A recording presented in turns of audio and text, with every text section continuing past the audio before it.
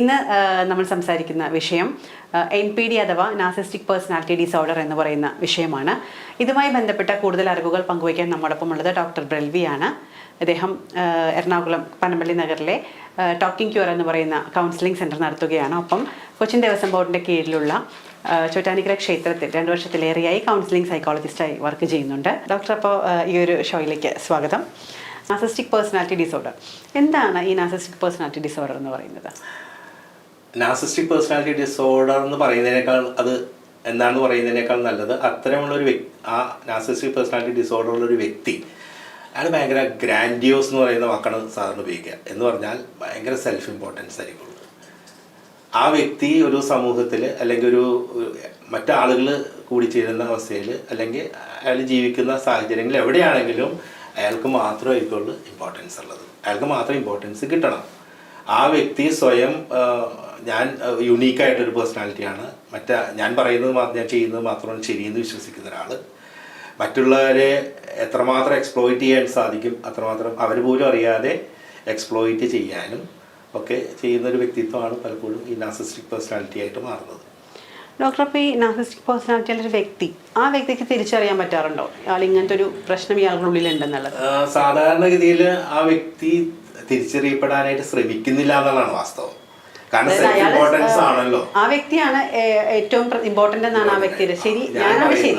ഞാൻ പറയുന്നത് ശരി, എനിക്ക് ചുറ്റും ഞാൻ എൻ്റെതായിട്ടുള്ള കാഴ്ചപ്പാടുകളാണ് ശരിയെന്ന് അതിനെ ആരെങ്കിലും ക്രിട്ടിസൈസ് ചെയ്താൽ പോലും സഹിക്കാൻ പറ്റാത്തൊരു വ്യക്തിത്വമായിരിക്കും. അതായത് ഈ വ്യക്തി പറയുന്നതിന് ഒരാളെ എതിർക്കാൻ പറ്റില്ല. ഡോക്ടറെ, ഒരു സംശയം ചോദിച്ചോട്ടെ.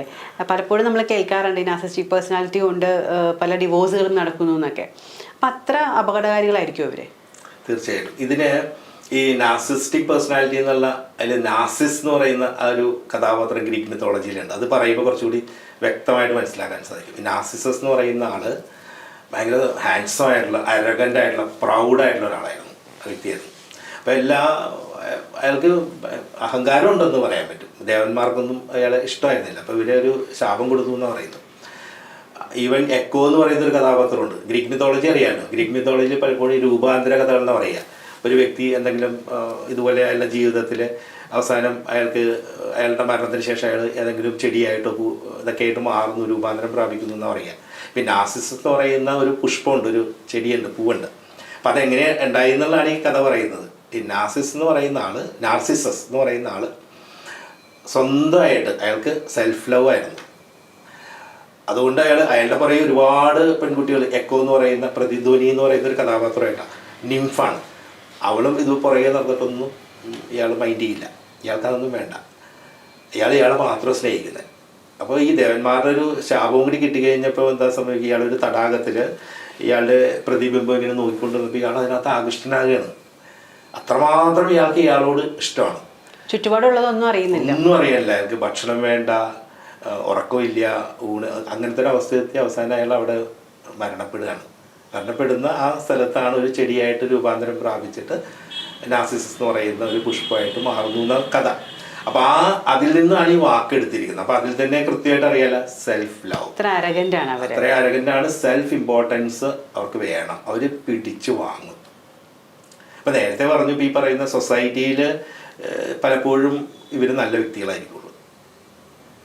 നാർസിസ്റ്റിക് പേഴ്സണാലിറ്റിയുള്ള ആളുകൾ സൊസൈറ്റിയിൽ ഇവരറിയപ്പെടാതെ, കാരണം എല്ലാവർക്കും ഇവർക്ക് കഴിവുണ്ടാവും.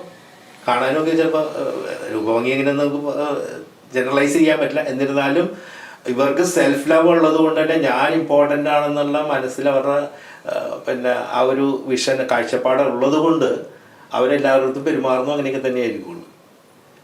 ഈ നാർസിസ്റ്റിക് പേഴ്സണാലിറ്റി ഉള്ള വ്യക്തികളുടെ കൂടെ ജീവിക്കുന്ന ആൾക്കാർ, അവരോട് വളരെ അടുത്ത് ഇടപഴകുന്ന ആൾക്കാരാണ് ആ വ്യക്തിത്വത്തിൻ്റെ ചില തിന്മകൾ അനുഭവിക്കേണ്ടി വരുന്നത്. അപ്പം അതിൽ പ്രധാനപ്പെട്ട ഒരു കാര്യം, ഇപ്പോൾ പറഞ്ഞ ഹസ്ബൻഡ് ആൻഡ് വൈഫിൽ, ഹസ്ബൻഡ് ഭയങ്കര ഒരു നാർസിസ്റ്റിക് പേഴ്സണാലിറ്റി ഉള്ളൊരു വ്യക്തിയാണെന്നുണ്ടെങ്കിൽ ഗ്യാസ് ലൈറ്റിംഗ് എന്ന് പറയുന്നൊരു വാക്കുണ്ട്. 1938 നാടകത്തിൻ്റെ പേര് ആണ്, അതുമായിട്ട് ബന്ധപ്പെട്ടാണ് ഈ ഗ്യാസ് ലൈറ്റിംഗ് എന്ന് പറഞ്ഞത്. അവിടെ ഈ ഒരു ഭാര്യയെ എത്രമാത്രം എക്സ്പ്ലോയിറ്റ് ചെയ്യുന്നൊരു ഹസ്ബൻഡ് എന്നുള്ളത് കാണിക്കുന്നുണ്ട്. അപ്പോൾ ഭാര്യയെ ചെവികൾ കൊഞ്ചിക്കും, ലാളിക്കും, അതുപോലെ തേനെ പാലേ എന്നൊക്കെ പറഞ്ഞ് വിളിക്കുന്നത്, അതുപോലെ ആയിരിക്കും അവർ അഭിനയിക്കുന്നത്. അവരഭിനയിക്കുന്നത് അവരറിയുന്നുണ്ടോ എന്ന് നമുക്ക് സംശയം തോന്നും. കാരണം അവരുടെ ലക്ഷ്യം എന്താ?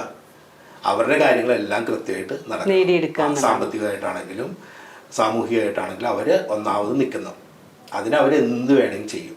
ഇപ്പോൾ തൊട്ടടുത്തിരിക്കുന്ന വ്യക്തിയാണെന്നുണ്ടെങ്കിൽ അവരെ കുറ്റവും പറയും, മോശം പറയും. ചുറ്റുമുള്ള ആളുകളൊക്കെ അവരിങ്ങനെ മോശമായിട്ടുള്ള വർത്തമാനം പറഞ്ഞു കളയും. ഇപ്പോൾ ഒന്നിച്ച് ജീവിക്കുമ്പോൾ ഒരു പിന്നെ പറയില്ലേ, മദറിലോയും ഡോക്ടറിലെയും തമ്മിലുള്ള പ്രശ്നത്തിൽ പലപ്പോഴും അങ്ങനെ ഇരിക്കുള്ളൂ. എൻ്റെ അടുത്ത് വന്ന പല കേസുകളിൽ അങ്ങനെ സംഭവിച്ചിട്ടുണ്ട്.